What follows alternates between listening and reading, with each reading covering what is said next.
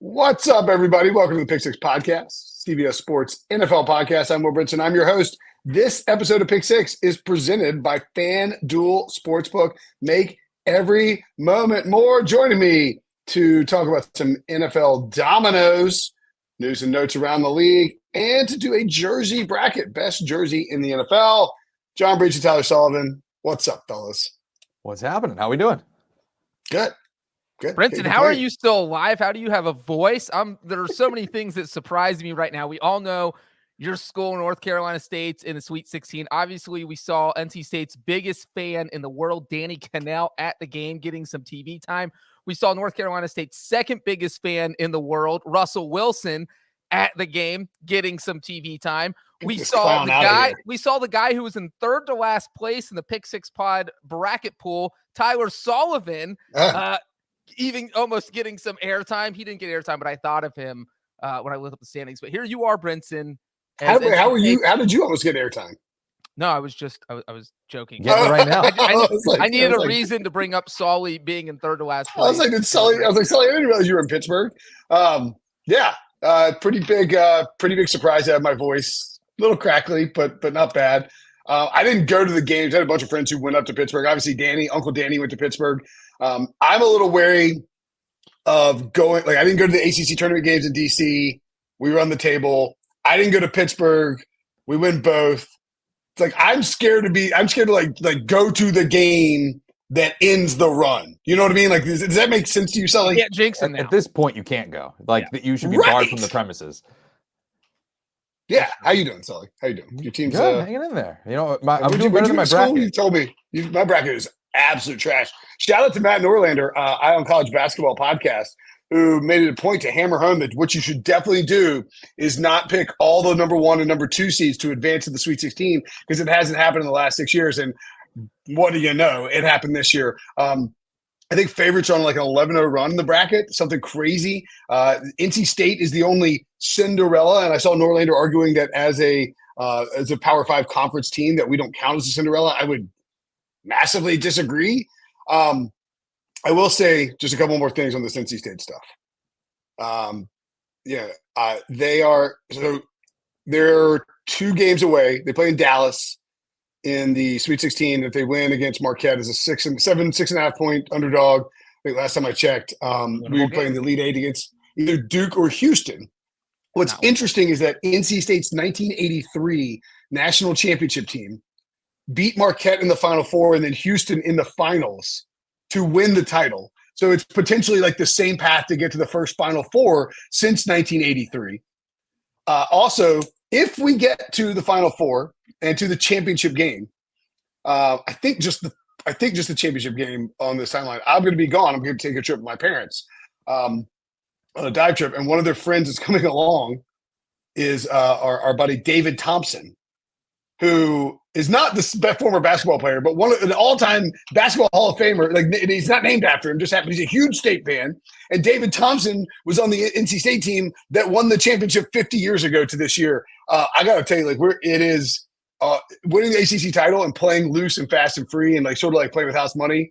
I mean, first ACC title in 37 years. It feels pretty darn good. All right, it's a big domino that fell in my life.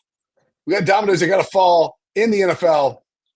What domino for you, Breech, is the next domino to fall to really move this offseason in the next level? Because, like, you know, Kirk Cousins was the first free agency domino. What's the next offseason domino? You know what? I came up with 2 because I know Sully came up with one. I didn't want to. One of them would have indirectly been involved with his. So I'll say that Hassan Reddick gets traded. It's pretty clear he does not want to be in Philadelphia. It seems like the Eagles are open to dealing him. And that's the kind of guy where, hey, if you can get that kind of pass rush at this point in the offseason, you know, free agency for the most part is done. You're not going to find a solid talent like that in free agency. So if you want to upgrade on defense, you want to bring in a guy who had 11 sacks last season, 16 sacks the year before that, you're going to have to do it in a trade. So I think he gets dealt, and I'll say he goes to the Houston Texans. I feel like they have been beefing up their defense. We already saw them add Danielle Hunter. You add Hassan Reddick there, and that defense just becomes insanely good. I mean, D'Amico Ryans will be building the next Bill Belichick level defense over there in Houston. So I will say that Hassan Reddick gets traded sometime before the draft. It kind of feels like that's where that's going, right? I mean, they bring back Josh Sweat. It just doesn't feel like there's going to be a home there for him in Philadelphia. And the fact that this hasn't had a resolution, I feel like this could come towards the NFL draft where if a team doesn't find that piece on day 1 or day 2, maybe they throw some draft capital for 2025 to get Sweat in there. I mean, to get Hassan Reddick in there as well. Yeah, that makes sense. And they also went out and signed Bryce Huff to a big contract. It's like they have, I was thinking about this, and I can't remember. I can't remember why I was thinking about this, but it's just like I must feel like it was like had like a weird like sort of aside, and it just like while I was sleeping and like dreaming, like nothing, wasn't dreaming about anything, just sort of thinking about like the NFL. I think it's like fascinating that Fletcher Cox retires, Jason Kelsey retires. You have these two like. And it's really a testament to Howie Roseman and this Eagles franchise that those things happen. And you have Cam Jurgens who slides in at center. We'll see if he's good enough to replace Jason Kelsey. But then you also have Jordan Davis and Jalen Carter who just immediately are starters at this position. Like you have two. I mean, Fletcher Cox is a Ring of Honor guy. Did we talk about this on the podcast? I think I talked about this maybe. Yeah, we talked about this on Thursday. So it wasn't a dream. I just talked about it in the last show. That's all it was. Probably. Yeah. Again, it's a bobbling NC State brain. But yeah, like it's just a testament to the Eagles. And I think when you do go out and sign Bryce Huff and you bring back Brandon Graham and Josh, you just like all the way that Josh Sweat is in the fold and you have Nakobe Dean, like you just have all these younger guys that you're bringing along. It does make sense that Hassan Reddick could be on the way out. So I think that fits. And then the Breech, look, the second one, quite frankly, just for timing purposes, I'll tell you, this would have been mine as well. Sully, what your pick for offseason domino is. I think it is the most important domino in the offseason. I know it sort of mandated, we saw Ryan Wilson did it on Monday. I saw Daniel Jeremiah did it on Tuesday. Of course, like I'm mad because like I'm filing my mock draft on Tuesday and it's already been done by two other, more prominent draft guys on the national scale, but some kind of draft trade, most likely by a particular team, right? Yeah, I think it's going to be the Minnesota Vikings trade into the top 5, as you noted. They've already kind of tipped their hand a little bit by acquiring the number 23 overall pick in a trade with the Houston Texans. They're clearly gearing up to package that pick and the number 11 overall pick and whatever else they need to throw in there to get into the top 5 to get themselves a quarterback. I think it's going to be fascinating to see where in the top 5 they eventually go. Could it be as high as number 2 or number 3 with Washington or New England? Or more likely, is it Arizona at number 4 or Los Angeles, the Chargers at number 5? All of those are just fascinating for how the domino, no pun intended, of how the rest of the NFL draft is going to go. Because if they get to number 4 or number 5, that has J.J. McCartney written all over it. If it's 2 or 3, then we start to have those conversations. How do they feel about Drake May? How do they feel about Jaden Daniels? Do they love J.J. McCarthy so much that he's going to crash into the top 3? I think all of that is fascinating, but specifically the Minnesota Vikings, I think are going to make some moves here before we get to the draft. I think the McCarthy thing, you could also add this into sort of that fold as well. It's like, how high can J.J. McCarthy boost his stock? Adam Schefter was on NFL Live last week and was talking about it and said that he had a dinner bet with his buddies who he went to college with at Michigan. He's a big Michigan guy, in case anybody didn't know that. He should. I mean, it's pretty obvious. But then J.J. McCarthy would be a early first-round pick. And it may have even been like top 10. I don't think he said top 5.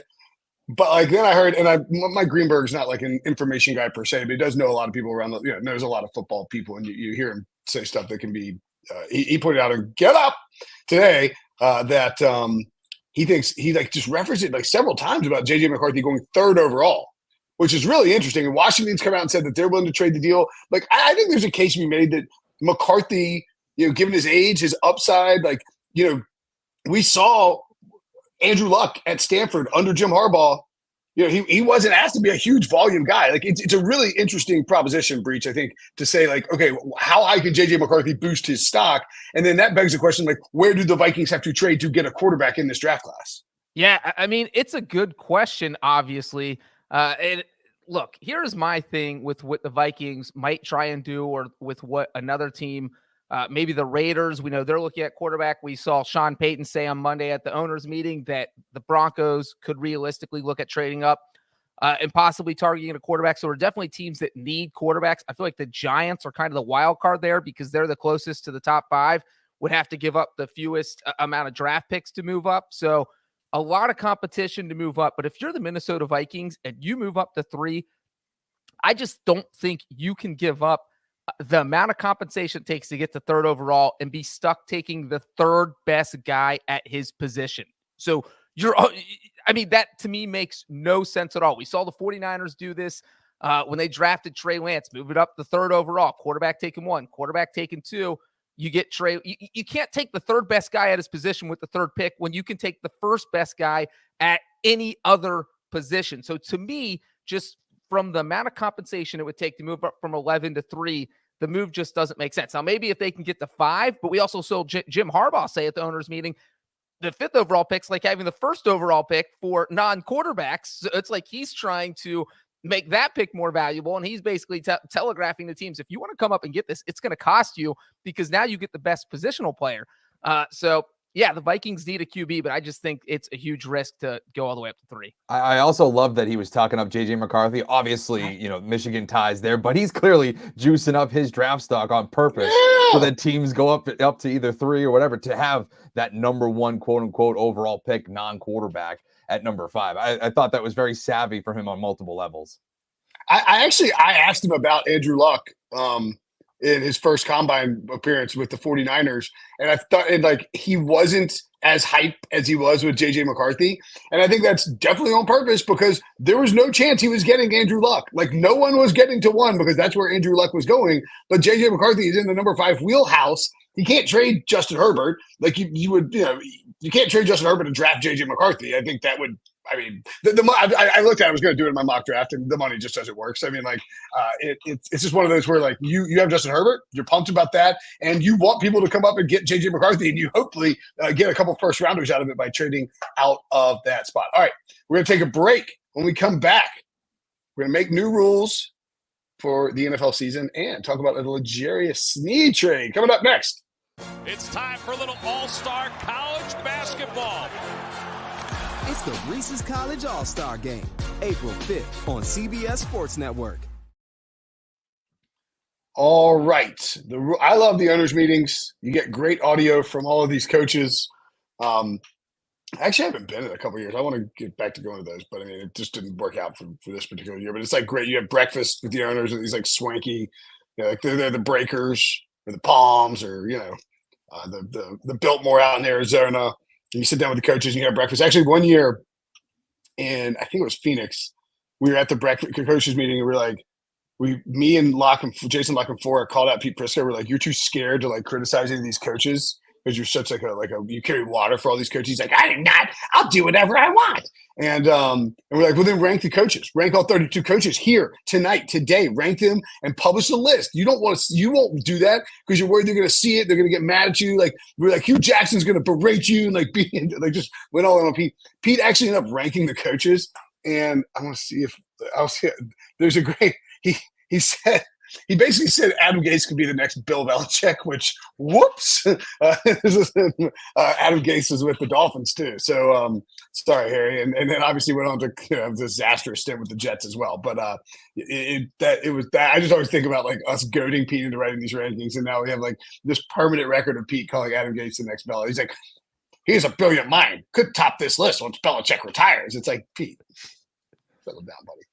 At any rate. Let's create a new rule of our own because we got some new rules that came out of the owners' meetings. Actually, two pretty important ones. But we'll make some rules of our own. This new rules segment is brought to you by FanDuel Sportsbook. Make every moment more.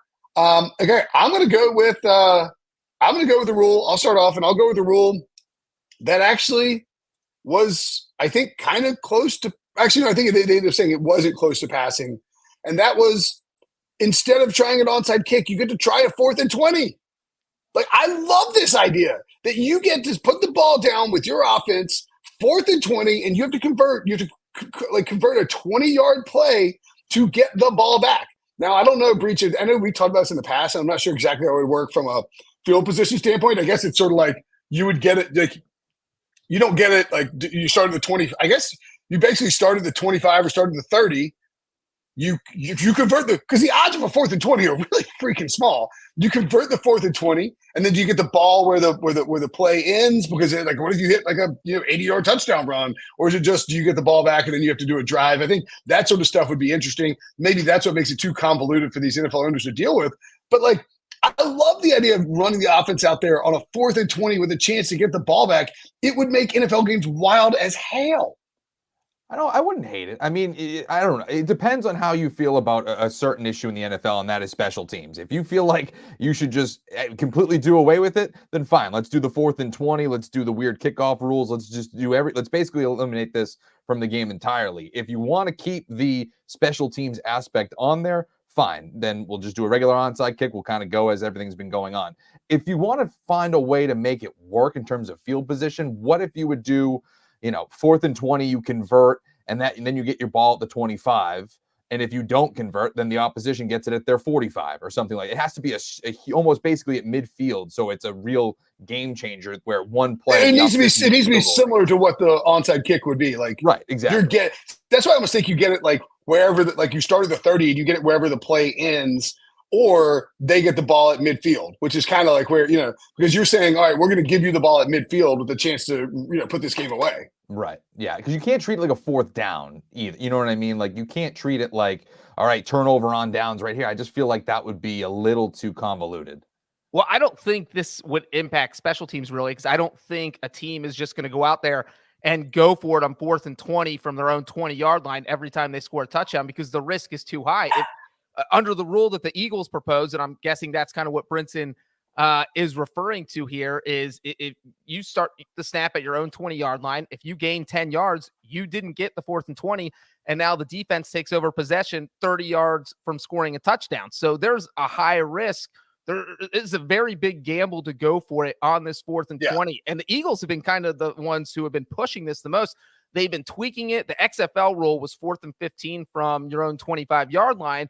And I think the NFL kind of thought, or the other owners, this is a little too easy. How can we change it? How can we make it more difficult? So they added 5 yards, made it 4th and 20 from your own 20-yard line.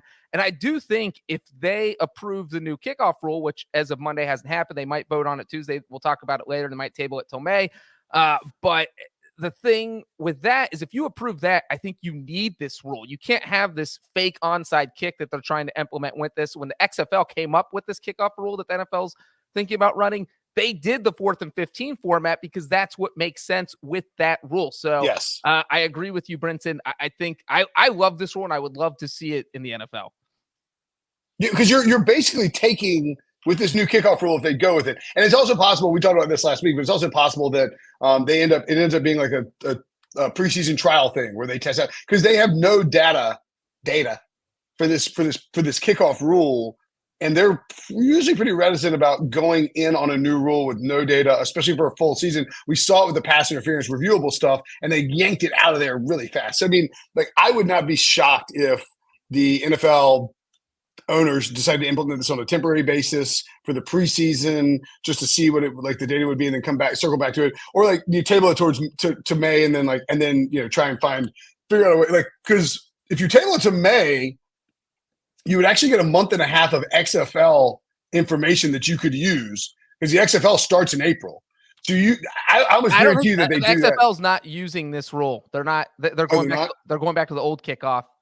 The USFL, I guess, whatever reason, they're not using it. Okay.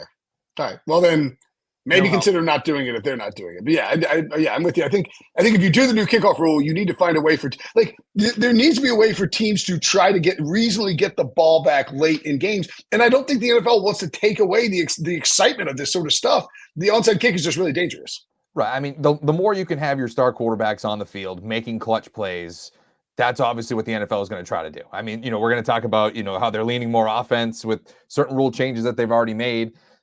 That would just be another step towards that. So again, would not surprise me in the least bit if all of a sudden we're talking about 4th and 20 onside kick kind of situations. And that's the other thing is why not just put this as a preseason trial? We saw, Brinson, you mentioned the pass interference one, but I think from a special team standpoint, we saw it with the extra point. Owners were so uneasy about moving it back just 8 yards. And so they did a preseason trial and they said, all right, well, they're missing sometimes now, and they were never missing before. So let's roll with it. So I would think at least a preseason trial. Why can't they at least prove with the extra point? Did they do the preseason trial and then move it back the following year? Is that right? I don't know if they did the preseason trial for 1 or 2 years, but it was definitely for at least 1 year. But I think they did because the way that it works is like if you do a preseason trial, you have to wait till the next season, I think, for it to actually kick in on a regular season basis, unless you build right. Yeah, the trial separate from implementing the rule. Yeah, like they were so, but I mean that's crazy. They were so unsure about it. They're like, let's do this for the preseason for 2021, whatever it was, and then if we like it, we'll run it for the preseason and full season for 2022 by ratifying at the owners' meetings the following year. Like it's crazy how like conservative. I mean, I guess we shouldn't be shocked, but it's like crazy how conservative they are with this stuff. Breech, naturally, you have a special teams related rule change you would like to make. I do. Brinson has special teams trying to steal my thunder. My rule proposal is to make any field goal from 60 yards or longer worth 4 points. I think that would completely change the strategy on special teams, on a lot of things. Because first of all, you don't see NFL coaches attempt a bunch of 60-yard field goals. It just doesn't happen unless it's at the end of the half or the end of the game. I mean, we just saw Brandon Aubrey in the year of our Lord 2023 kick the first ever 60-plus yard field goal in the first quarter of a game. No one had ever made one in the first quarter because coaches don't attempt it in the first quarter because there's too much risk involved. If you miss it, the other team automatically gains possession on your side of the field. So there's just so much risk that comes with it. And I think you reward that risk by tacking on an extra point, make it worth 4 points. And then I think we would see a few more kicks tried. The other thing about this is that 60-yard field goals are not easy. We rarely see these in the NFL. There were only a few kicked during the entire 2023 season. So I say, why not add a little bit of reward here? What would be spicy with that too is if you get let's say it's a 3rd and 9 you're down 4 points. It's 3rd and 9. You're in 50-something range. Do you have your quarterback run a kneel down to get? It obviously depends on the time of the game, but knowing like, let's say it's like late in the third quarter, or let's say it's like midway through the fourth quarter, and you know you're going to get you're pretty confident you're going to get the ball back one way or another. Are you willing to have your quarterback drop back, kneel down, make it 4th and whatever, so that like 4th and 15, or 4th and 14, whatever it is, so that now you have a 60-yard field goal opportunity to tie the game? Now you're talking, Brinson. It could be that. It could be 3rd and 3 from your own 38, and you can either try and get the first down with 12 seconds left, or you're down 4 points, or you say, actually, we've got to take a knee here back to the 42 so that it's a 60-yard field goal. Right. Or exactly. You could do something where, like, you take the delayed game penalty, the 10-second runoff, you have 2 seconds left, you're booting it to tie it at 14 all or whatever you want to call it, 24 all. Yeah, it's pretty spicy. Going overtime. I would. It basically changes the entire late game play calling in certain situations, which I think would be fascinating. It's another way for coaches. Okay, yeah. I mean, like, and we wouldn't rip them for like the first year because it'd be like, all right, like, because we'd be confused. Yeah, I mean, like, I don't know. Like, should you go? Like, do you? Because it's again like 3rd and 9. It's like, do you? I mean, even 3rd and 3, I guess too. It's like, do you like? You don't feel like you can't win with a regular field goal. You have to get 4 points or more. Do you feel more confident in your ability to like pick up the first down and get a touchdown with 12 seconds left, or like just drop back, take a knee, call timeout, and try and kick? I mean, so what is the distance for a 60-yard field goal? What was the hash mark? The 42-yard line. Your own 40. Or the other part of this is, say you're at because generally the snap to the holders 8 yards back behind the snap or behind the line. It's 17 or 18 yards. The other part of this is, say you're at the 40, the holder could set up at the 50, set up 10 yards back to make it a 6-yard field goal. So it would also change that strategy, but a lot of these teams wouldn't be practicing longer snaps. So that would also get a little dicey because now you're asking your short snapper to snap it at 10 or 11 yards instead of 8 yards. So there's even more strategy. I didn't even think about that one. Well, that's something where, like, Bill Belichick like would have had, or like maybe Mike Vrabel. I mean, neither coaching in 2024. This isn't a rule, so it doesn't matter. But like would have had guys practicing the long, like the extra long snap or whatever it is. So like the ball for a 60-yard field goal, the ball is at the 42-yard line. But you said your own 42. It's not your own. It's the line of scrimmage would be your opponent's 42. You're 42 yards from scoring a touchdown. Snap goes 8 yards, gets held at the 50. End zone is 10 yards, and it's yeah. So you could. So if you were on the, I'm just trying to do the math. Like if you were on like the 35, down 4, you could take a. You could take a like. Yeah, I mean, I don't know. It's crazy. There would be a lot of stuff mixed in with that. Sully, what's your rule change? Mine's a very simple one, and it's more of an amendment to a rule that's already in place, just making pass interference a 15-yard penalty instead of the spot foul that it is. It's the number one thing that drives me crazy in the NFL. At the end of these games, quarterbacks just hike it up through the air, hoping they can draw pass interference, turns into flopping half the time, and all of a sudden it completely flips the field and changes the game. For automatic first down, 15 yards is totally fine for that type of infraction. I don't think we need to start flipping the field on just Hail Marys, basically, and what it is right now.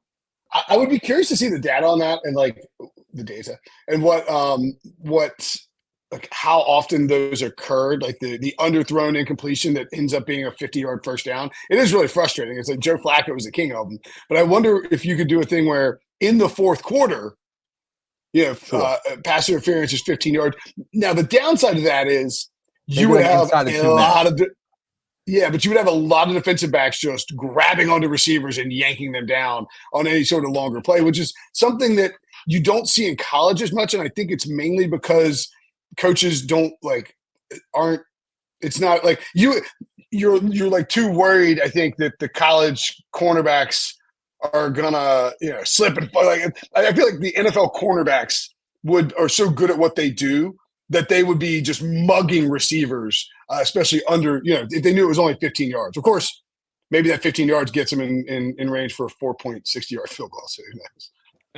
Well, I think the most interesting or the toughest part of that, because obviously this is the college rule, but in the NFL, I think the toughest part would be late game situations. Say you start a drive on your own 25 and you have 23 seconds and 1 timeout. Well, you throw a ball 30 yards downfield. The corner feels like he's beat by a step. Well, now you just tackle the receiver. You're only getting a 15-yard penalty. And as far as the current rules go, the clock still, whatever ticked off on that play still ticks off. So that team just lost 25% of the time that was left, and now they only gained 15 yards when they could have gotten 30. So I do like, this is the type of penalty that I think could work, because it is kind of crazy that pass interference is spot foul, but I do think it would have to be written in such a way to avoid situations like the one Brinson's alluding to and the one I'm kind of alluding to. Yeah, it would need to be a situation where if it's clear and obvious that the cornerback – like if it's like two guys fighting for the ball, but who gets to decide if it's clear and obvious? Like how obvious does it have to be? Well, that's actually a great point. This segment, by the way, this new rule segment is brought to you by FanDuel Sportsbook. Make every moment more. We actually do have a brand new rule that we, I think Harry may have yanked it out, but I want to talk about it really quickly, just because I think it is important. Oh God, what's the name of the rule that they just the hip drop tackle? Hip drop tackle. Thank you. I completely forgot about my brain went blank.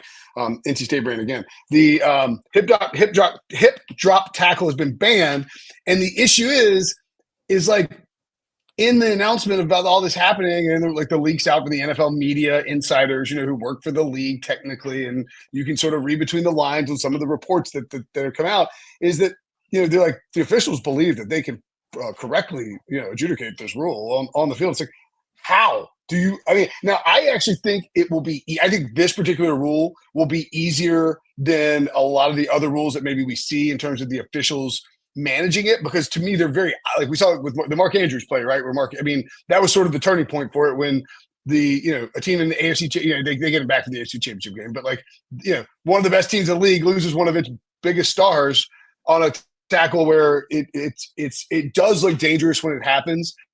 To me, it feels a lot like the horse collar tackle, where it's going to be obvious.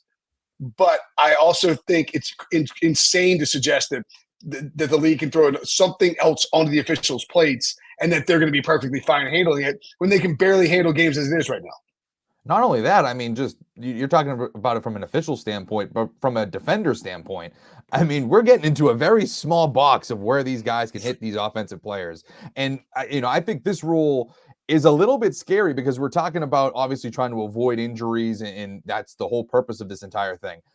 I mean, now you're just going to see dudes start going for dudes' knees again. And that's going to change the whole type of dynamic of more ACLs, more blown out knees. I just think that that's a scary development that this might turn into because of this hip drop tackle coming into play.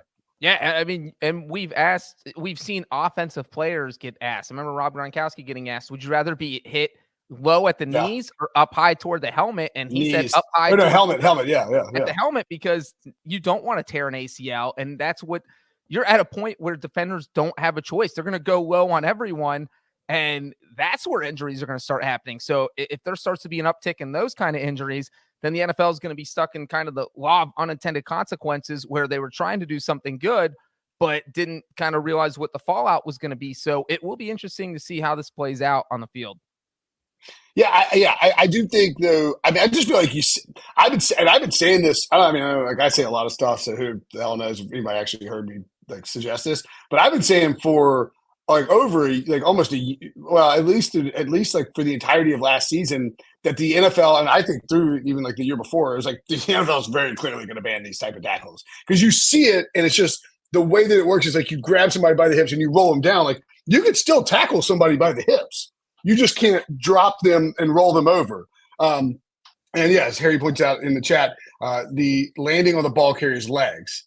It's just going to be it's a form thing where I think we probably had the same freak out when we did the thing with the horse collar, where you're oh, how are you going to get somebody from behind? It's you just it's just one of those tackles where the way that the torque and the sort of the physics work, it's going to create injury more often than not. And so I think that's why you see it, broken legs from a horse collar tackle or something whatever with Andrews, the roller. It's just I just think that's what they're trying to avoid. So I'm not surprised by it.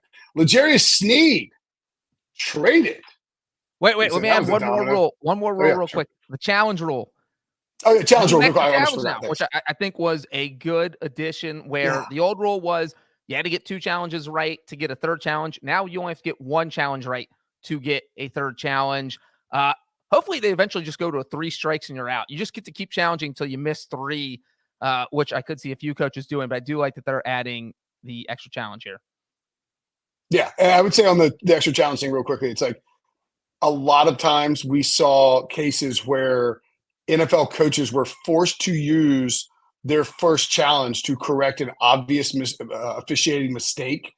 And then you're in a position where, yes, you got that one right, but now you need to make sure that whatever you're challenging next needs to be really, really obviously clear because you want to have that challenge, in the fourth quarter from 15 minutes to 2 minutes when everything becomes reviewable. So I think this is a no-brainer. I mean, you're asking these coaches to fix mistakes, officiating mistakes with their challenges sometime. If that's the case, you should be rewarded with an extra challenge for having to do that. Well, that's the thing. You don't have to be as stingy with your challenges just so you have them in the fourth quarter. So no, props on the Lions for proposing it and obviously getting it approved.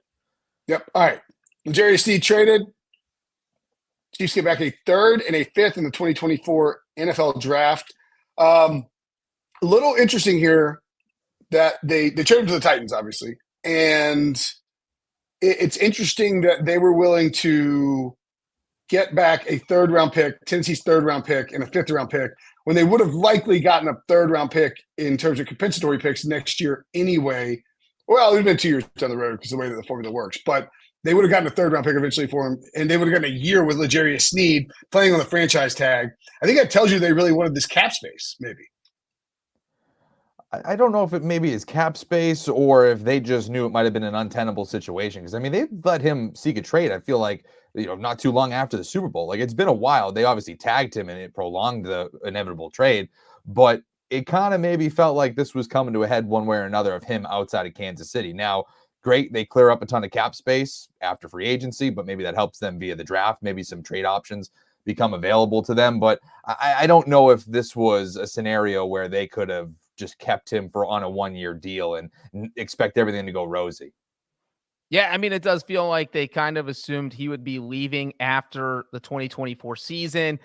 And as Brinson said, if he was going to leave, they probably get a third-round compensatory pick back. So why not just get that third-round pick now and free up the cap space now and then go from there? So I think the Chiefs are obviously fine with what they got. I think on the outside looking in, people are thinking, man, did the Chiefs get ripped off? You just gave away your franchise tag top corner for basically a third-round pick. And yes, a seventh-round pick swap, but that's not really anything. So, I mean, it's definitely interesting. It's a risky move by the Chiefs, but so was trading Tyreek Hill, and that one worked out for them. So I trust Andy Reid at this point, and I can't really fault them, especially if they use the money intelligently. So we'll see what they use with their $20 million. Is the third round pick in 2024 or 2025? 2025. 2025, yeah. So the way that the compensatory works is L'Jarius Sneed would have left next offseason because the Titans don't have a remaining third-round pick in the 2024 draft. That's what I was wondering. Yeah, so it's 2025 third-round pick. Is it the fifth-round pick in both the picks are in 2025, right? This pick swap is in 2024 this year. Okay. They swapped. Okay, all right. Well, my point being is that with the compensatory formula, L'Jarius Sneed would leave next offseason. They would get a compensatory pick in 2026. Yes. Because the formula is another year down the road because they actually have to do the formula based on like the signings on both sides. And so in reality, like you could argue that a Titans 2025 third round pick could be, if they never tagged him at all, they'd get that pick in 2025. Yeah. If they didn't tag him at all. Right. Yeah. If they let him walk this offseason, they get a 2025 compensatory pick.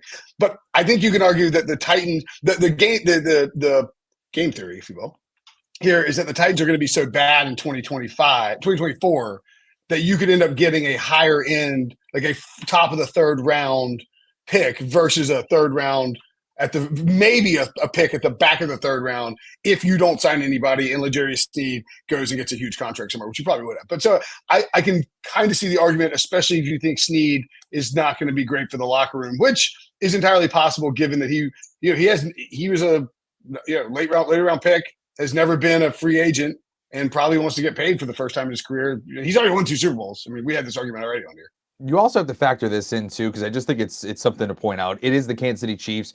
Players are going to want to go play there with Patrick Mahomes and Andy Reid to go try to win. I mean, I've seen this for 2 decades up here in New England. You see all of these veterans come in, take a lower term deal to go try to win a championship. They can almost bank on that. Like, I think we were doing one, a free agent matchmaker a couple of weeks ago. I said Stephon Gilmore would be perfect for this exact situation. You move on from L'Jarius Sneed, you trade him. He is a perfect veteran to come in, work with Trent McDuffie in the secondary, and you have a dude that was a former defensive player of the year that probably still has a year or 2 of high level play in him. That's a perfect scenario where I think that they could still land on their feet, clear some space, and get an asset that they were going to get a year later, a year earlier, and as you mentioned, a year higher, a spot higher.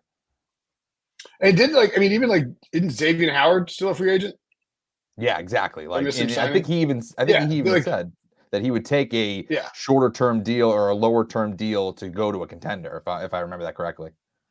Exactly. Yeah, I think I saw that too.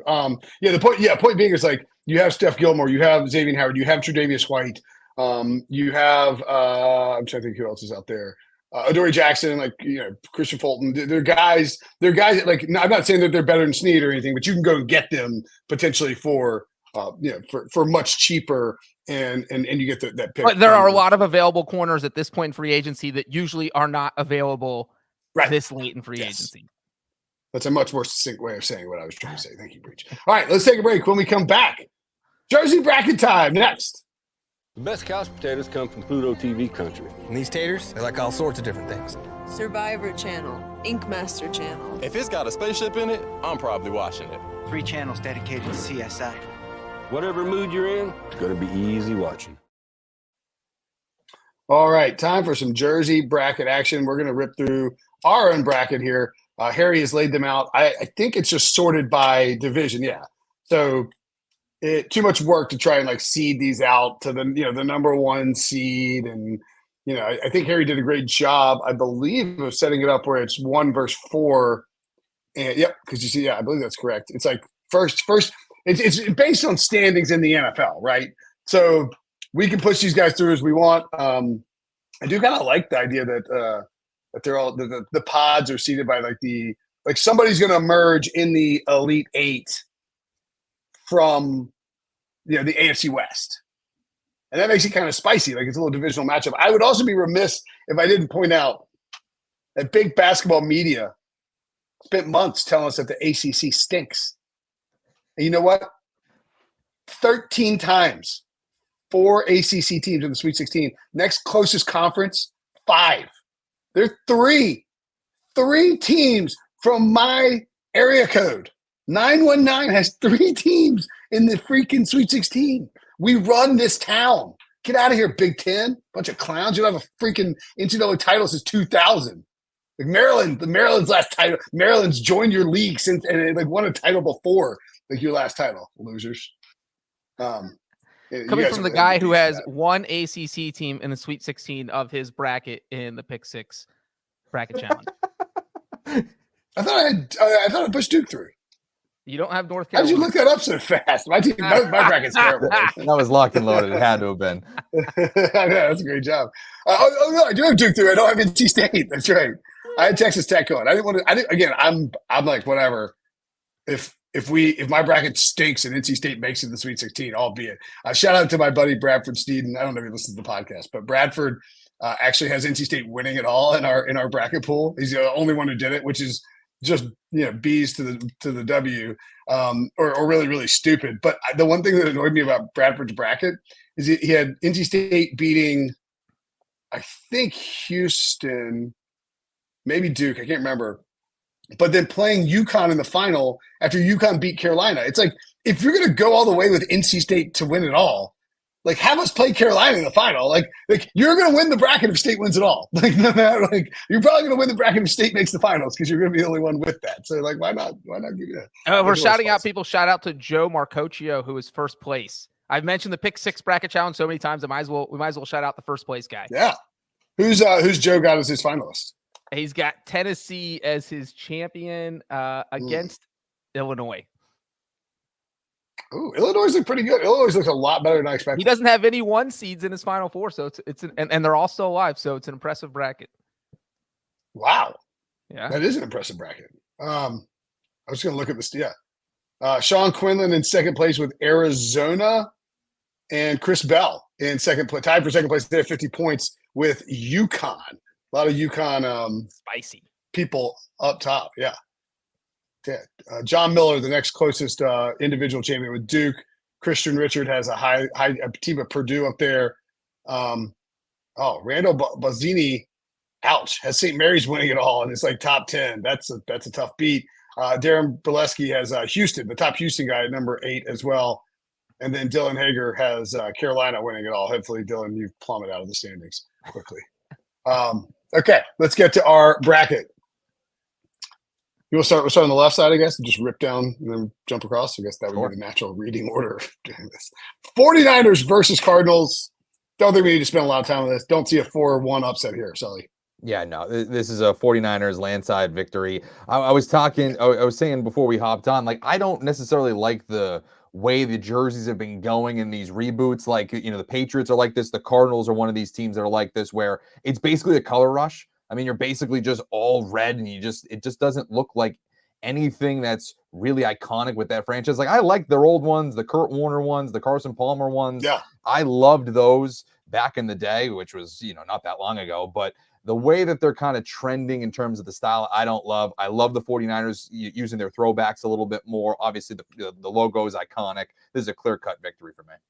Right, and Breech, I think we can all agree, like, when we say the jerseys, we're going, we think of their primary jersey, but we also can include alternates as especially if you're talking about I don't know, Rams and Seahawks is a really fun one in terms. I feel like it's a good tiebreaker if we are stuck between two. Yeah, 49ers. I don't even need to talk. They cakewalk over the Cardinals. All right, Rams and Seahawks, Breech. What do you think? I mean, again, man, you give me those Rams, the circle Ram helmet. I love that. I think the Rams look sharp, but I'm obviously a Rams homer.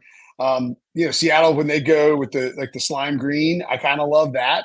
But I really sort of like to what Sully's point. Like, I love the old Hasselback, Sean Alexander Seahawks look. And like I think the Seahawks maybe jersey has gone downhill a little bit since then.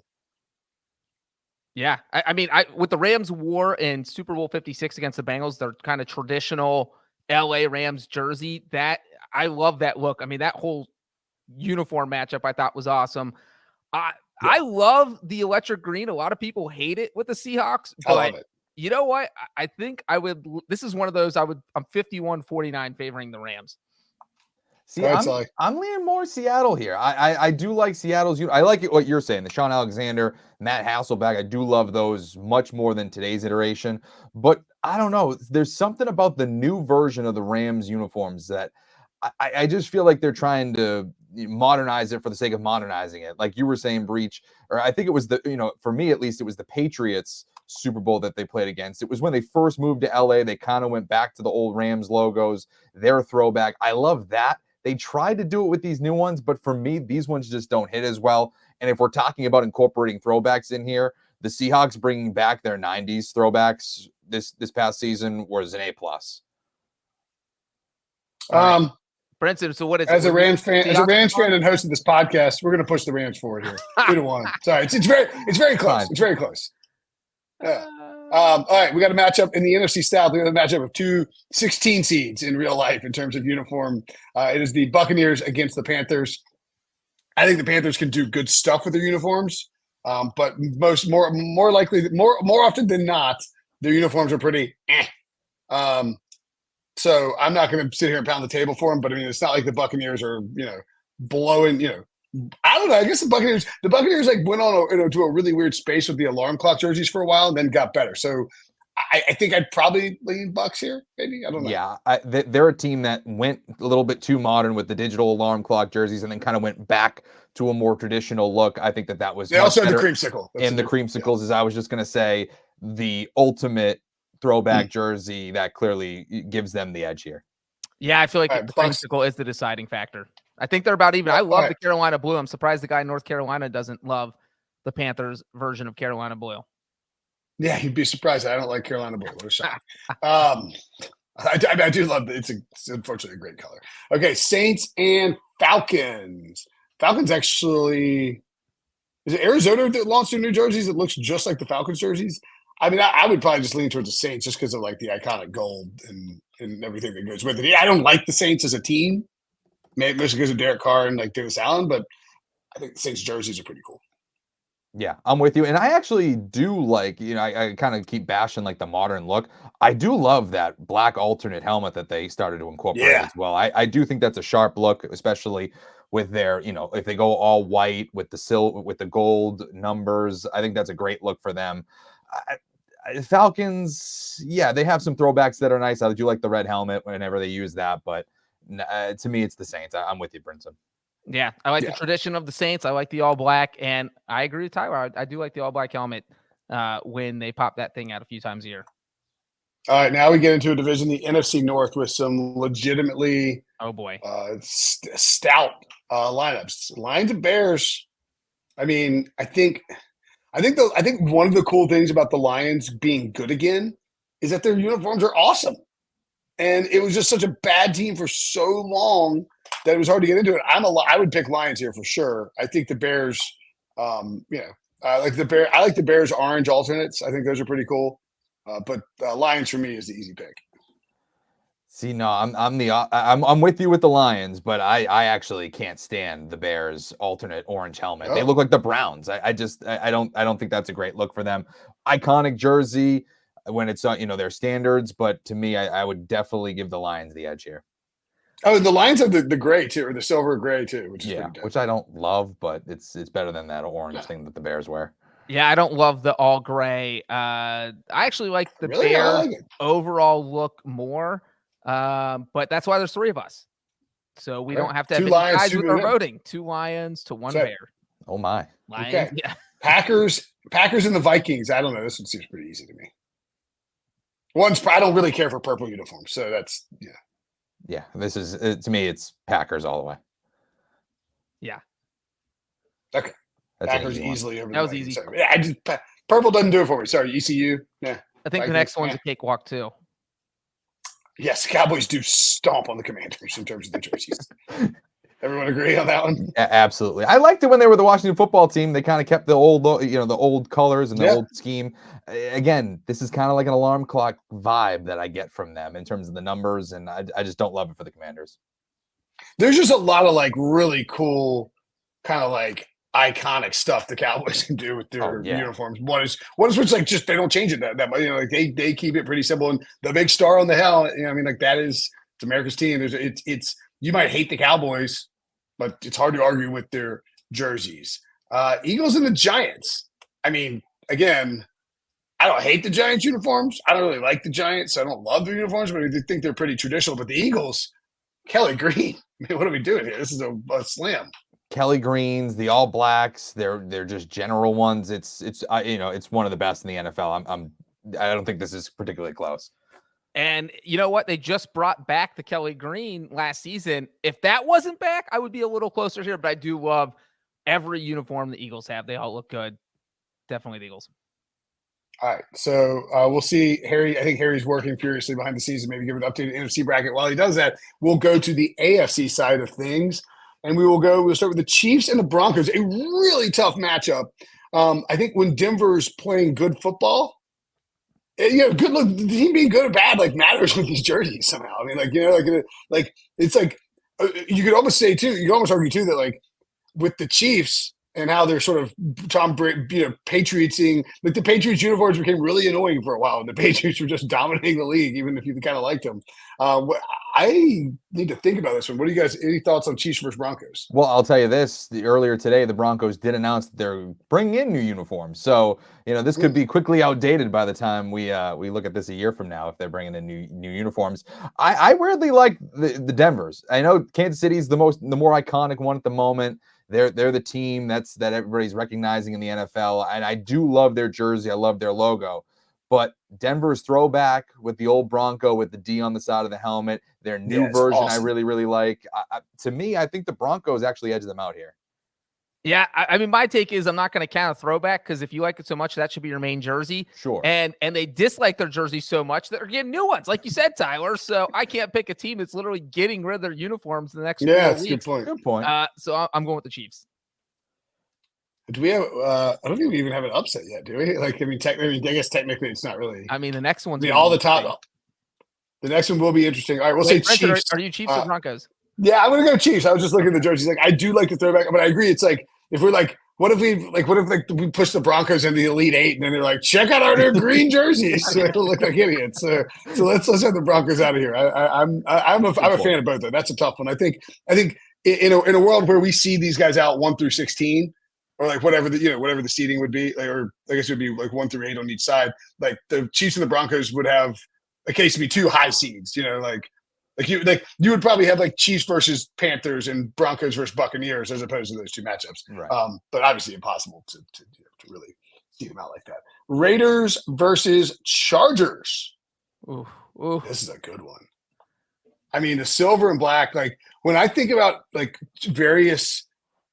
Like people signing with the Raiders, I'm like, man, when I think about someone signing with the Raiders, I think, how would that person look in silver and black? Oh yeah, Breech, hold up your helmet. But then, I mean, it's hard not to love the Chargers uniforms, and they have all these like the freaking powder blue.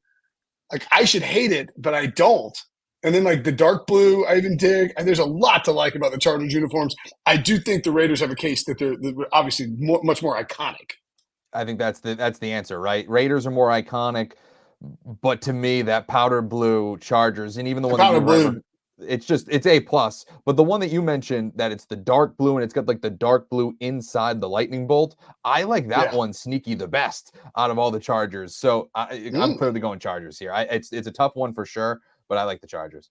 I'm just going to say this should be a Final Four matchup. This should not be a first-round matchup. I mean, both of these uniforms are awesome. I think the Raiders probably have the most iconic look. If you show NFL helmet to someone in Malaysia, they probably recognize the Raiders. That is the one logo everyone recognizes. But, man, the Chargers, the powder blues, I love all their looks. They've got the dark blue uniforms now. I like that one. I think that's what you just mentioned, Tyler. So I begrudgingly will go with the Chargers. All right, just for the record, I would go with the Chargers too. I think the arguments are all right there. It's like the 2-1 seeds here. It's just group by division. Moving like Jaguars and Titans. The Texans and the Titans are the next matchup there in the AFC.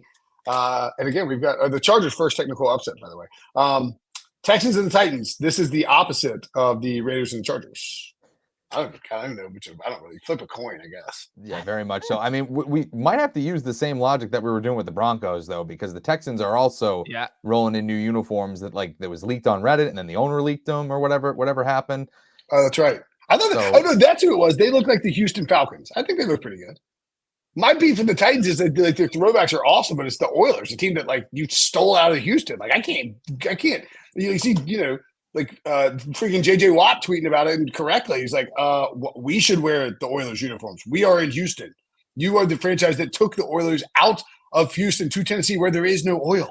So I'm gonna vote for the Texans here out of pure ridiculousness that the Titans wear the Oilers jerseys. I think I'm with you. I think I'd go Texans as well. You guys are both going Texans? All right. Well, then my vote doesn't matter, but I am going with the Titans because I'm in Nashville and I stare at the jerseys every time I go out in public. You can't get DeJohnny and all of a sudden be dragged by Nashville for saying something about it. But I'll tell you this: if they had the Vince Young old uniforms that they had in the mid 2000s, I think that's way better than this new iteration that the Tennessee Titans have brought in. So again, maybe that's just me being fond of a different era, but I do like the Texans a little bit more than Tennessee's. And look, if you give them the Oilers jerseys, I mean, my God, sure. Derrick Henry and those Oilers, that's a hot one. But I don't give him credit for that. Jaguars and the Colts, again, not a I don't know. Do you like the teal? I think I like the black with the all black the Jaguars can wear, and they can do some fun stuff with it. But generally speaking, I'm not a huge fan of the Jaguars overall vibe.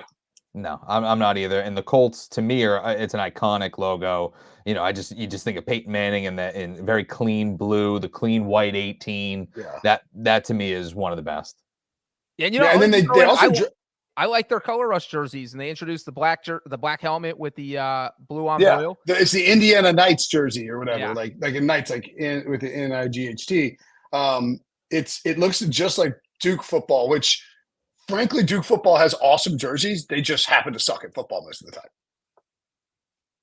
All right, so Colts move forward. Oh boy, tough matchup for Johnny B here. Ravens against the Bengals. I mean, I think that this is an easy one because I like what the Ravens do. Even though I don't like I said I don't like purple jerseys, I think I like the Ravens, but I'm a big fan of the all white, the white tiger that the Bengals wear. I think that's kind of sexy. You also have the black and the orange combo, and then the all orange. I actually might lean towards the Bengals here. I was just going to say, I was going to agree with you that it was really easy, but I think it's really easy for Cincinnati. And I'm not just kidding. Yeah, I think you're right. Yeah, I like the Bengal helmet, orange, and I also like the white tiger ones as well. I just think that there's a lot more to do with the Bengals uniforms than Baltimore's. And, no discredit to them. I think it's a great logo, great jerseys, but I think the Bengals are sneaky one of the best in the NFL. I'm glad you guys went that way because I didn't want to come across like a total Bengals homer. But I do think they do have one of the best uniforms in the NFL. I love their helmet. I love that they introduced the white helmet. So this one for me, the Ravens, it's nice. I like the purple, but I'm Cincinnati here. I also will point out too that I think I love. There's the white. You see the white. I love jerseys. I mean, I love helmets where you don't need to have the team's logo on there. It's the Raiders are the rarity there with that, the iconic, the Raider logo. But it's I like when you can say, oh, I know what team that is without having to have the Panther logo, right? Like a silver helmet. It could be anybody, but then you see the Panther logo. I like the idea that the Bengals just have the tiger stripe across it. Okay.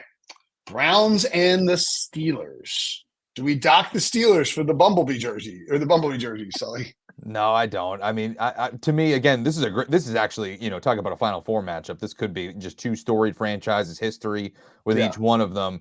But I go Pittsburgh here. I just think success with Steelers. When I look at the Cleveland Browns jerseys, I just think of failure. So I don't know if that counts, but that's just kind of what I look at.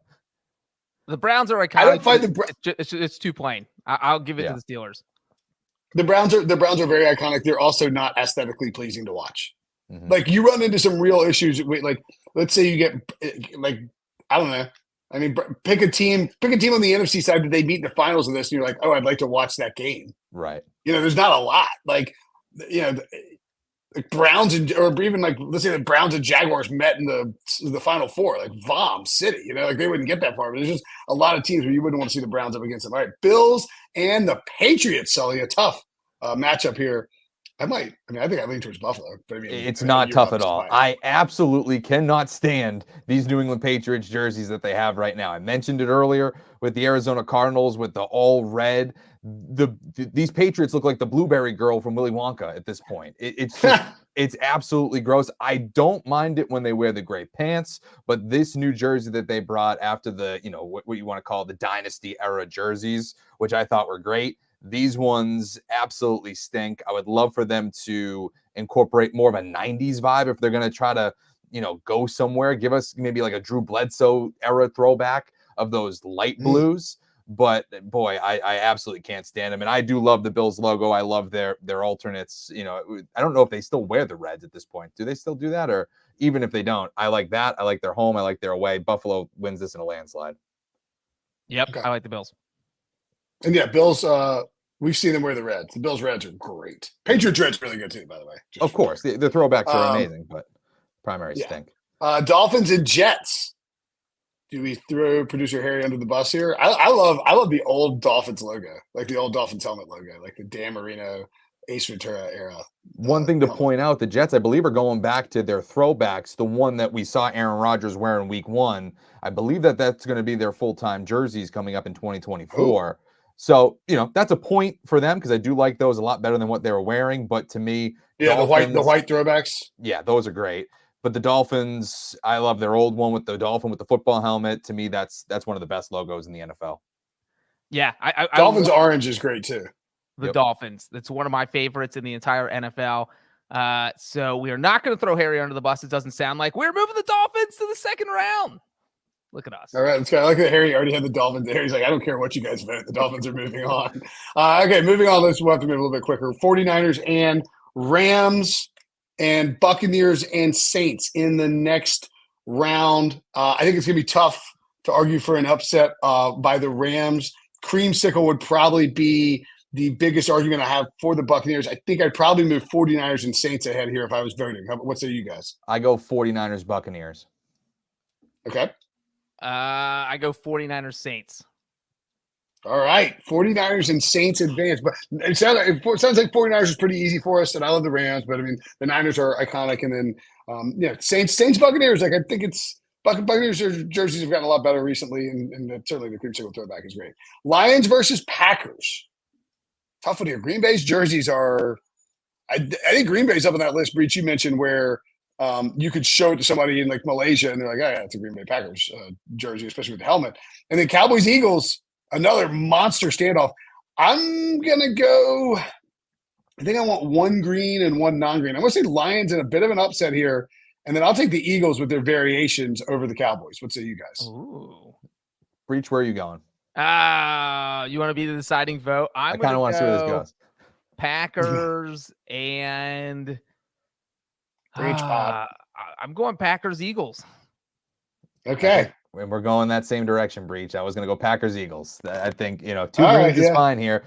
The Kelly greens, the red, the black for the Eagles is great. And then I just think the Packers are one of the most iconic brands in the league. Yeah, look, I mean, I said, like I said, Lions a bit of an upset over the Packers with my pick, and so we got on the Sweet 16. Is that right? We have Elite 8. I can't remember. Yeah, Elite 8 on the NFC side. 49ers, Saints, Packers, and Eagles. On the AFC side, Chiefs versus Chargers. I just think, and then Texans versus Colts. Man, I think you can just do so much more with the Chargers. The Chiefs are really steady and everything. Obviously, they won the back-to-back Super Bowls. I think the Chargers uniforms are just sexier than the Chiefs, so I'll go Chargers. And then Colts, again, for all the reasons Sully laid out, kind of clean. Like the new Texans don't do a whole lot for me. So I got Chargers and Colts advancing. What say you guys? Chargers, Colts. That's where I'm at, too. Chargers, Colts, unanimous. That's an easy one. That's a good matchup right there. Oh boy, I don't think this next round is going to be unanimous. Yeah.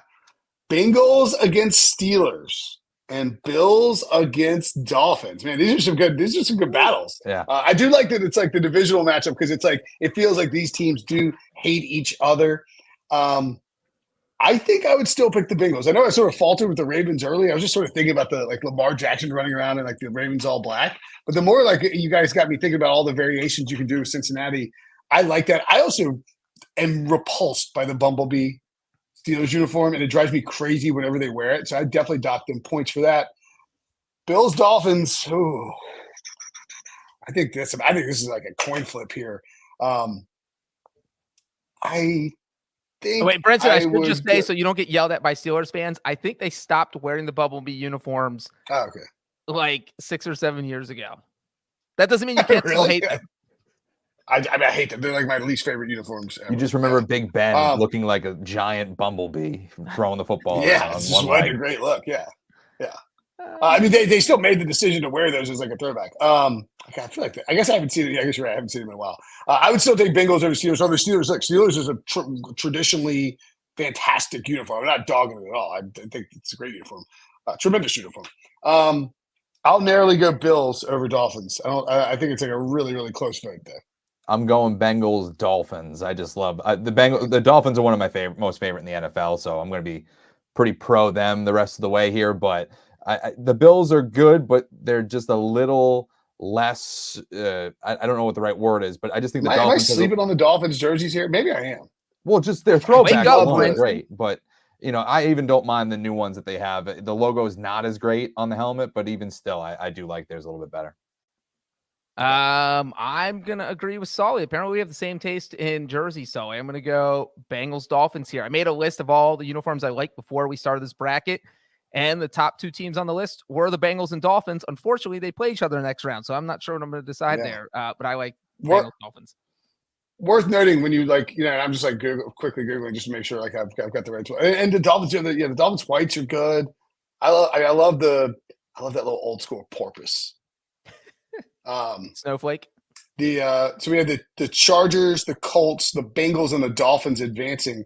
Sort of a kind of interesting like contrast in the vibe on each side. Like the NFC is very like sort of like the dark the Niners and the Saints is that gold, like dark gold. Yeah, and then like a little more sort of I don't know what's like light colored on the like sort of like colorful on the AFC side of things versus kind of the dark sharp colors on the NFC side. I swear I'm not on an edible when I know what I'm saying. All right. In the Elite 8. Only 8 teams remain, and we start at the top of the bracket, of course. 49ers at Saints.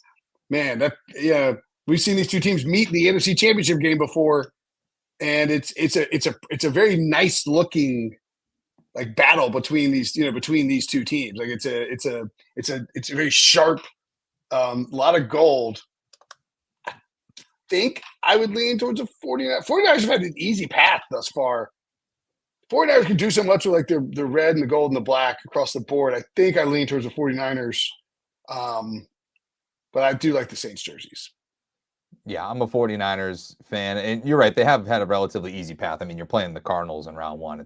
That's a 1 versus 16 if I've ever seen one. But this is a close one. I mean, I do love New Orleans's new look with the black helmet, as we mentioned earlier. And I just, you think of Drew Brees, you think of Sean Payton, you think of those games in the Superdome, how that looked. But to me, there's something about that 49ers look that it's a blend of classic. It's still relevant. I just like the way that they look right now. I should be completely against the 49ers since they beat the Bengals in 2 Super Bowls, and I had to stare at their uniforms in those Super Bowls. That's a good jersey, man. That's a good uniform matchup too, by the way. It's Niners and Bengals is could be the final here. Yeah, definitely. And I think that it's actually the total opposite. So I'm going with 49ers over Saints. Okay. Packers and Eagles, green versus green. I think you could probably argue that it's like, do you prefer the more traditional? I think about the throwbacks for the Niners here. I mean, man, the Packers is just so classy. Just like, I mean, so classy. I do think though that the Kelly Green factor for me, and I don't like the Eagles, man, but I freaking love the Kelly Green and their white jersey good as well. So I will go Eagles. I think you get a little more variation, maybe eschew the tradition a little bit here. Yeah, I go Philadelphia here. It's for everything that you just said. Obviously, the Kelly Green's massive, but I do love their black alternates as well. Like, I think that's a real sharp look for them. Big prime time game. I feel like when they play Dallas, they throw the black uniforms on. You're like, okay, here we go. We're out for blood. We're out for vengeance. I love what Philadelphia has on a multitude of levels. I can't disagree. I think this count as an upset here. We have a 3 seed over a 1 seed. I think that's what it seems like here. I'm going to go Eagles. I mean, Packers 49ers would be a pretty straightforward traditional NFC final matchup. Okay. On the AFC side of things, Chargers and Colts. Colts, I like what the Colts do. I like the clean, classic stuff. But again, like the Chargers are, I mean, you made the case Chargers are my favorite jersey in all of sports, favorite uniform in all of sports. And so I will advance the Chargers here. Yep, Chargers no-brainer for me. I think the Colts are sharp. I like the kind of new stuff that they're doing with the Indiana Knights or whatever it's called, but there's just no denying the powdered blues. The Chargers taking down the old guard. You have the Raiders who have never really done anything to their uniform. It's just classic. The Chiefs have never really done anything. The Colts have never really done anything, although they did do the Indiana Knights uniform, but they're mostly been traditional uniforms. And here we are, advancing the Chargers. I'm on the Chargers bandwagon too. Okay. So glad the Chargers can make the playoffs, make a deep playoff run in something like something. Okay, Bengals and Dolphins. Oh boy. I'll let man. We gotta let Breech take the floor here. No, I'll go last. I want to go last. Okay. Sully, you can go first here. You said your 2 favorite uniforms in all of sports. Yeah, these are absolutely this could be very easily be a final for me. But I go with the Miami Dolphins. I'm sorry to tell you that, Breech, but I absolutely love what the Dolphins do in terms of their throwback alternate with the old logo, with the dolphin, with the helmet. But I still don't even mind these ones that they have now. I prefer the logo for the old logo better than this one, but still, there's something about we were talking about this with the Jaguars, like teal doesn't necessarily work in a lot of ways, but for whatever reason, this Miami Dolphins teal nails it. So to me, I think it's close because I do like what the Bengals do, especially with that like white tiger alternate. But to me, the Dolphins have that perfect blend of classic, but also new age look. Let's see if I'm looking at I found a CBS Sports called "Nothing Beats the Dolphins All White Jersey Throwbacks." That's actually Jeff Kerr ranking the throwback uniforms. I was hoping it was gonna be like Sully. It's like Sully. Can you imagine? Longtime Dolphins, secret Dolphins fan ranks Dolphins best jersey in sports. Yeah, I'll Breech, are you gonna go to the Bengals here? I mean, obviously gonna go to the Bengals. You probably know what I'm gonna do, but I can't vote yet. I said I was going last. All right. I'll go the Bengals just to let Breech break the tie and see if he's fandom. Nice. Good for you. See his fandom. Does his fandom or is Breech an honest person or is he a homer? I'll go Bengals. I do love everything they do. I think the tiger stripe is fantastic, and I just initially forgot about the white tiger, which is just a superb uniform. Although this is a really really close matchup, and I think whoever is going up against the I don't know. I might change. I kind of want to go Dolphins. I like that. Then go Dolphins. Go Dolphins. I'll go Dolphins. I'm sorry, Breech. I'm going Dolphins. The more I look at this Dolphins jersey, the more I'm with you. And it's I think too, when I think about watching a Bengals game, and even with Jamar Chase doing something awesome and exciting, I don't know that the uniform necessarily pops. But when I watching Devin Achane rip off a freaking long run in that Dolphins jersey is just a delight to see. So I'll go Dolphins. I do think if this was a helmet only thing, I would absolutely take the Bengals. But when you take into account the whole look, that I can see why you guys are taking the Dolphins. Of course, since I've already been outvoted, it's easy for me to take Cincinnati now. So I will take Cincinnati and I will go down with the ship. So that actually works out well for you, Breech. You get to maintain your homerism, but you realize that the reality is the Dolphins probably should advance. So our final four, 49ers versus the Eagles, and the Chargers versus the Dolphins. I think it's a perfectly acceptable final four of NFL jerseys. Man, I'm going to go on the NFC side.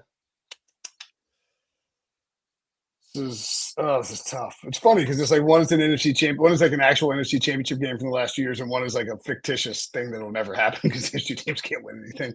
I'm going to go 49ers. I tend to lean towards red a little bit more. I love the color green. I love all the stuff the Eagles can do. I just think I like the 49ers a little bit more. Although if you guys both go Eagles, I got no problem with it because like if we get powder blue versus Kelly green in the finals, like that's very enticing. Yeah, I'm going with Philadelphia here. And it's one thing that we didn't even mention too. I mean, we're talking about helmets. The wings on Philadelphia's helmets are A+. I mean, that is one of the best, it's kind of Bengals-esque where, there's no clear-cut logo. It's not, it's a play on the logo, but it's not necessarily just stamping the logo on the side of your helmet. Absolutely love it for the Kelly greens. Love the blacks, like I mentioned. 49ers are classic. I like the bold font that they've been doing on the numbers as a throwback. What is it, the 90s or the 80s, whatever it is, specifically. And the gold helmets are awesome. But to me, in the NFC, there's not one like Kelly green. There's not one like Philadelphia. Wait, are you guys split on this? Is that what I'm hearing? Yeah, you get to make them Detroit. You get to make them. Oh boy, why would you put me in this situation? And I'll be honest, like I'm sort of like I'm not regretting my pick, but like I am kind of like regretting the idea that we won't like if you pick the 49ers, I'm going to feel bad we don't get Kelly green versus powder blue. I love the 49ers uniforms, but I like the Eagles more. I think the Kelly green is the thing that puts me over the top. If they had not introduced it, which just happened right before the 2023 season, they finally got their whatever. They like didn't have enough Kelly green color to make uniforms, and they couldn't mass produce it, which is just insane. That was like the weirdest story, right? The weirdest story. Like in 2020, at that point, 3 or 2022, how do you not have that capability? But we also remember we got Mike Vick in the Kelly green jerseys back in the day, and it was like unbelievable. Like it's like oh my god, this is amazing. But yeah, that is a weird story. So, but yeah, I'm Eagles. Oh, that's true. All right, so we have the Eagles advancing. I'm actually glad that you win Eagles, Breech, and now we have the Chargers versus Dolphins. Producer Harry in a last minute Hail Mary attempt to push the Dolphins through to the championship has pointed out that it will be a rematch of the championship game, the Super Bowl in. Did they actually say Super Bowl in Ace Ventura? I think they did, right? They could. I guess they got permission from the NFL. I'm not 100%. They had to, yeah. Did they get permission? They're wearing freaking Miami Dolphins jerseys. Like, they got permission. Well, it's just like crazy that back in the day, a movie like Ace Ventura: Pet Detective was able to like shell out whatever it cost to get in like the licensing rights from the NFLPA. The NFL probably read like a 1-paragraph summary. Is like, oh, that's hilarious. Let them do it. And then saw the movie and was like, oh my God, what did we sign up for? Well, it's like have you heard the story about basketball with Al Michaels and Bob Costas, where it's the South Park, the movie about like the guys from South Park and they're like, yeah, we'll sign up to be the announcers on there, and then they signed the contract and didn't realize that they were going to say things like, I don't know, Al, my nipples are just hard right now. It's like they thought it would just be a straightforward sports announcing thing, and they had to read these lines from these South Park guys, and they were just like, what the hell are we doing? So yeah, with that being said, Chargers for me. Yeah, Chargers are going to the finals here. As much as I love the Dolphins, like I've been saying, I think their old school logo is probably my favorite logo in the NFL. But when we're talking about full jerseys, powder blues, the different variations that the Chargers roll out, like that alternate dark blue with the dark blue bolt on the side of their helmet. They throw numbers on the side of their helmets every now and again too. Like I love what the Chargers are able to do uniform wise. When we started, I said the Bengals and Dolphins were my 2 favorite uniforms going into this. So I'll stick with the Dolphins. And since Harry brought up Ace Ventura, shout out to that one fan who was at the UConn Stetson game, 1 versus 16. Well, guess what, guys? Stetson is where Ray Finkel went to college, which Ace mentions in the movie. And some guy was wearing Ray Finkel jersey at the game. So that's just some next level fandom there. I'm going Dolphins, but we lose. All right. We get the Chargers against the Eagles in the finals of the Pick Six podcast jersey bracket. Running long here, but that's okay. This is like an enthralling conversation. The Chargers have, as we mentioned, a lot to work with here. You've got the like I guess it's navy blue, and then you got the dark blue with the dark blue inside the helmet, as Sully's referenced several times. You have just the white with the yellow pants, and of course the powder blue. The powder blue just does it for me. I think the Kelly green versus the powder blue. I mean, I don't know. Have we ever seen that matchup before on the field? It might even be like too much. Like those two cool. Like I don't even know how that actual matchup would go. But I think those are my two favorite jerseys in the history of the NFL. That being said, I am a Chargers powder blue guy. I love it like more than just about anything. Kelly green close second for me, but I will go Chargers here. Yeah, I think we kind of nailed it for this final too. I think it's a very respectable championship game between these two jerseys. I'm with you, Brinson. I think I go Chargers. I think I give it to the Chargers, but this is so tight because I love the Kelly greens. I love the black uniforms. I even like just their pine green regular season random Sunday afternoon jersey for the Eagles, but there's just so much in that repertoire for the Chargers. And to me, I just can't. The pinnacle of NFL jerseys to me is the powdered blue Chargers uniforms. And it's tough to knock that up, even if you are Kelly green. Yeah, I love the Eagles uniforms. We obviously voted them all the way through to the finals. I think that was probably the biggest surprise. I think that most people will probably rank the Eagles in the top 10, but to have them here in the championship, they were the feisty underdog, the Cinderella that fought all the way through to the end until they ran into an absolute buzzsaw. I don't think you can really argue against the Chargers. I think most people would agree it is absolutely a top 3 uniform in the NFL, and in this case, they are the champions here of our jersey bracket. I take the Chargers. Congratulations to the Chargers. Jim Harbaugh. Who's got it better than y'all? Nobody. All right, that'll do it for us. Thanks for watching. Thanks for listening. Great job, producer Harry, putting that all together live on the fly. Chargers win it all. We'll be back tomorrow. We'll be back Thursday to break down. I mean, that's just a gorgeous helmet. Exactly. Fly, Chargers, fly. LA Superchargers. And none of those new songs really work. The Superchargers didn't work in that San Diego. Anyway, Superchargers. For Sully, for Breech, I'm Brinson. Thanks for watching. Thanks for listening. Make sure to subscribe, rate, and review. Tell your friends. See you later.